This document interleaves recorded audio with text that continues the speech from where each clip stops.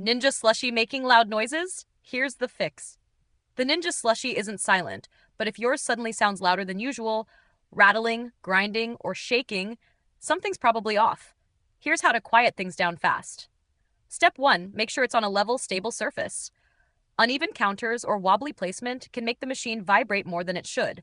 Use a damp towel or anti-slip mat under the base to reduce movement and noise. Step 2. Check for hardened or icy mix inside.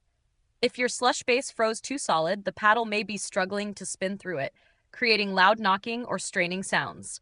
Let the container sit at room temp for 5 minutes, then stir before restarting. Step 3. Inspect the container and paddle for damage. Cracks, bent paddle fins, or loose parts can throw things off balance.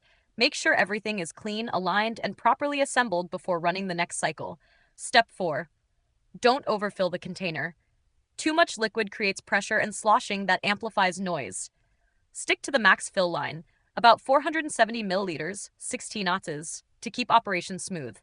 If the noise continues after checking everything, it could be a sign of wear inside the motor housing.